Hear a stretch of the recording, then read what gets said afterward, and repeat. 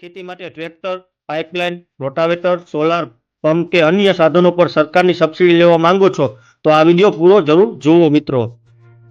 અને આ મિત્રો જો તમે હજી સુધી અમારી ચેનલ સબસ્ક્રાઇબ નથી કરી તો અત્યારે જ કરી લો, જેથી સરકારની દરેક નવી યોજનાની માહિતી તમને સૌથી પહેલા જાણવા મળે. ખેડૂત મિત્રો, દર વર્ષે ગુજરાત સરકારના ખેતીવાડી વિભાગ દ્વારા આઈ ખેડૂત પોર્ટલ મારફતે વિવિધ ખેતી સાધનો પર સબસિડી આપવામાં આવે છે. આ યોજના ખાસ કરીને નાના અને મધ્યમ વર્ગના ખેડૂતોને મદદ કરવા માટે બનાવવામાં આવી છે, જેથી તેઓ આધુનિક ખેતી કરી શકે અને ખર્ચ ઘટાડી શકે છે. ગત વર્ષના અનુભવે અને સરકારી ઠરાવના આધારે વર્ષ 2026-27 માટે આઈ ખેડૂત પોર્ટલ એપ્રિલ મહિનાના અંતમાં અંદાજે 24 એપ્રિલ આસપાસ ખુલવાની શક્યતા છે. સામાન્ય રીતે આ પોર્ટલ લગભગ 20 થી 22 દિવસ માટે ખુલ્લું રહે છે, એટલે ખેડૂતોને સમયસર અરજી કરવી ખૂબ જ જરૂરી છે. તો મિત્રો, વાત કરીએ તો કયા સાધનો પર મળશે સબસિડી. તો મિત્રો, ટ્રેક્ટર અને ટેલર. ખેડૂત મિત્રો, ટ્રેક્ટર અને ટેલર ખેતી માટે સૌથી મહત્વના સાધનો છે. તેના પર સરકાર મોટી સબસિડી આપે છે, જેથી ખેડૂતોને સરળતાથી ખરીદી કરી શકે છે. તેવી જ રીતે રોટાવેટર અને ખેતીના ઓજારો પર તમને જમીન તૈયાર કરવા માટે રોટાવેટર, કલ્ટિવેટર, હેરો જેવા આધુનિક ઓજારો પર પણ સબસિડી મળી શકે છે. પાઇપલાઇન અને ડ્રીપ ઇરિગેશન. તો મિત્રો, પાણી બચાવવા માટે પાઇપલાઇન અને ડ્રીપ સિસ્ટમ પર સરકાર સહાય આપે છે, જેનાથી ઓછા પાણીમાં વધુ ખેતી થઈ શકે છે. ત્યારબાદ વાત કરીએ તો તાડપત્રી અને સોલાર પંપ, એટલે કે પાકને વરસાદથી બચાવવા માટે તાડપત્રી અને વીજળી બચાવવા માટે સોલાર વોટર પંપ પર પણ સબસિડી આપવામાં આવે છે.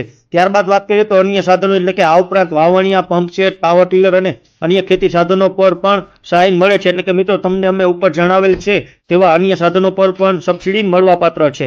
તો વાત કરીએ તો મિત્રો, આ યોજનાનો લાભ લેવા માટે તમારે અરજી કરતા પહેલા નીચેના ડોક્યુમેન્ટ તૈયાર રાખવા જરૂરી છે. તો ડોક્યુમેન્ટ લિસ્ટ જોઈએ તો સૌપ્રથમ તમારે Aadhaar card, ration card, bank passbook અથવા કેન્સલ ચેક, આવકનો દાખલો જો જરૂરી હોય તો દેવાનો રહેશે.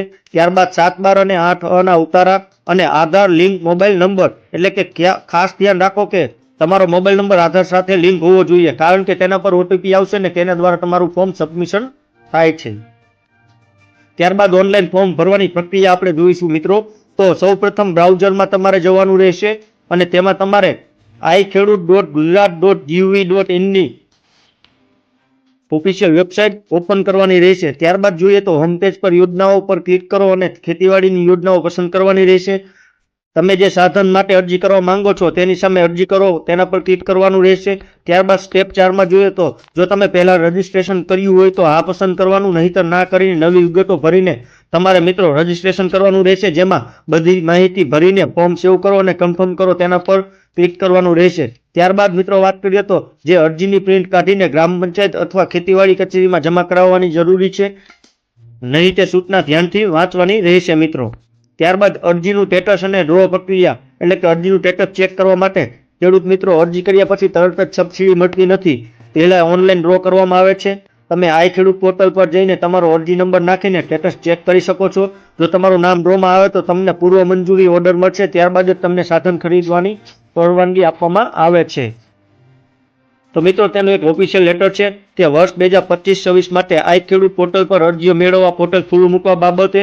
તો તેમાં મિત્રો જોઈએ તો ખેડૂતોને ખેતીવાડી ખાતાની વિવિધ સહાય યોજનાનો લાભ ઘર આંગણે આસાનીથી મળી રહે તે હેતુસર iKhedoot.gujarat.gov.in ની નવીન પોર્ટલ તૈયાર કરવામાં આવેલ છે, જે વર્ષ 2025-26 માટે ખેતીવાડી ખાતાની વિવિધ સહાય યોજનાઓનો લાભ લેવા માટે નવીન આઈ ખેડૂત પોર્ટલ 24/4/2025 થી 15/5/2025 સુધી દિન 22 માટે ખેડૂતો દ્વારા ઓનલાઈન અરજીઓ કરવા માટે ખુલ્લું મૂકવામાં આવેલ છે.